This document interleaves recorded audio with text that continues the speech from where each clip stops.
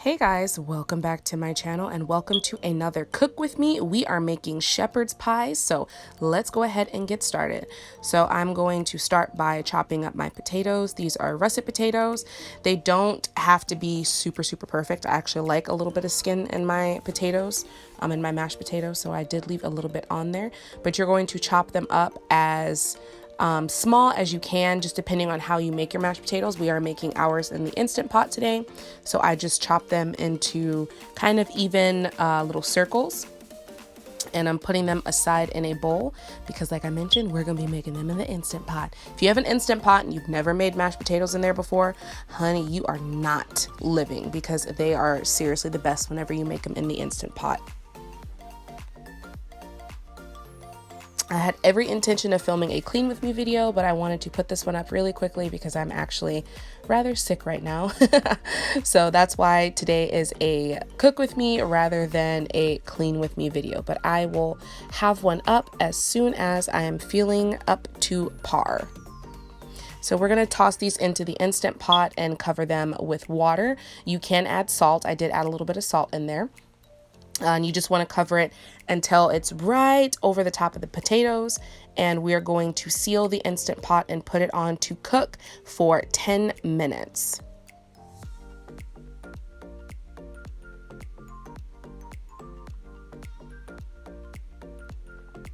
Now for our other ingredient, I have a bag of mixed vegetables here, and I'm using 85/15 ground beef. You can actually do this with turkey if you would like, but I used ground beef. And I'm going to add a little bit of seasoning, some salt, some pepper, a little bit of garlic powder, not a whole lot, because my secret ingredient for making this recipe so easy will add all the flavor that we need to the meat.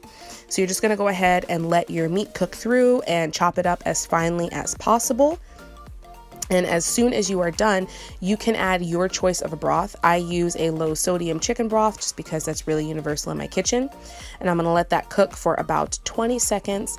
And then we are going to go ahead and add our vegetables. You can add more or less. Usually I like to add a little more corn, but I didn't have any extra corn at this time. So I just added 1 pack of the frozen vegetables. And after you let the vegetables cook for a little bit, we are going to add my secret ingredient. Oh my goodness. I feel like this really makes the recipe, and it makes it easier if you're the kind of person that stresses over seasoning.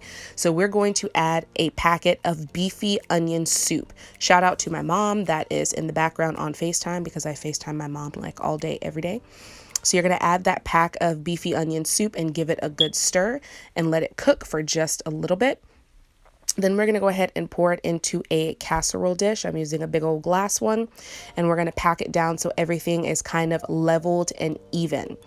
Then it's going to be time for our potatoes. So I drained the potatoes off camera just because I was working with a really awkward space this day.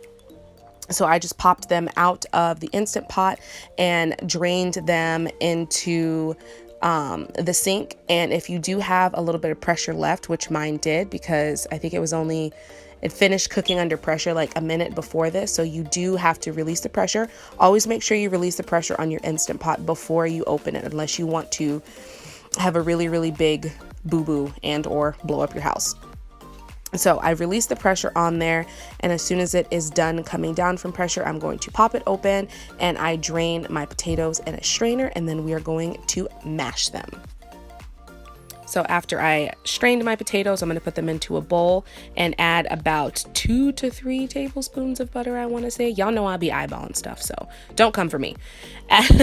So I'm going to go ahead and give them a good little mash, and then we are going to spoon them on top of our meat vegetable concoction that is in our casserole dish.